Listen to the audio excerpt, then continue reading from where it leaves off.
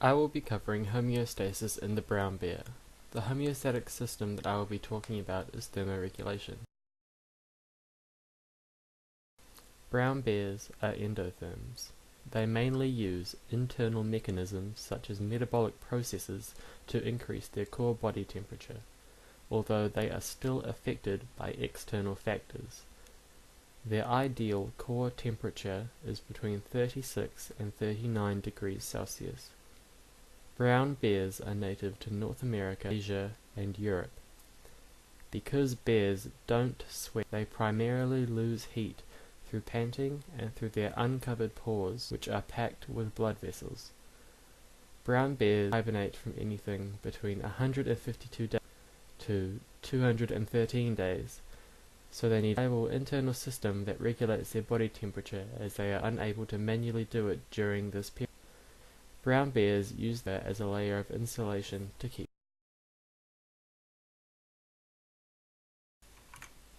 Homeostasis is the tendency of an organism to regulate its internal environment.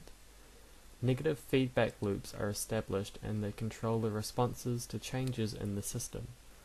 Homeostasis keeps the bears in.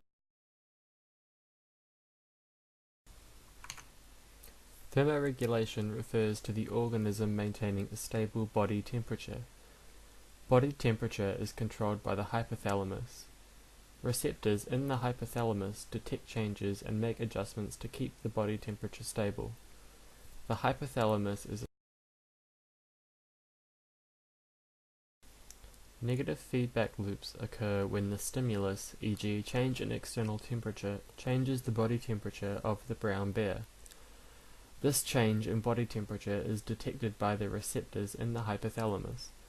The information is then sent to the processor in the brain, which sends impulses to the effectors in the body to adjust the core temperature according to the external change.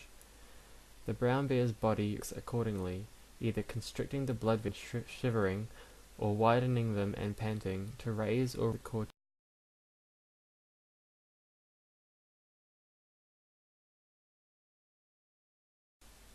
Adaptive advantages include: during hibernation, there is little concern of the brown bear suffering from hypo or hyperthermia. Brown bears are endotherms and therefore use internal heat production since they are stationary during hibernation. Thermoregulation ensures that they do not have to rely on external sources, e.g. the sun, for heat. They are able to keep their body at the optimum temperature for metabolic processes. Because they are keeping their body at the optimum temperature and created a perfect environment for metabolic processes, they are able to achieve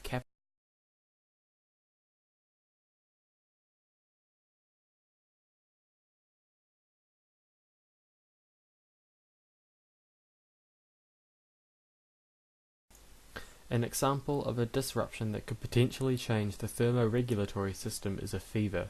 The brown bear's response to a fever is to increase its core temperature by 2 to 3 degrees in order to combat the foreign virus. In order to raise the set point of the body temperature, the brown bear must produce and retain a large amount of heat. Once the bacteria has been killed, the brown bear's core body temperature returns to normal and they no longer to create large amounts of heat. Because it's a different way for the grizzly bear to maintain heat, it is a disruption from the thermoregulatory system.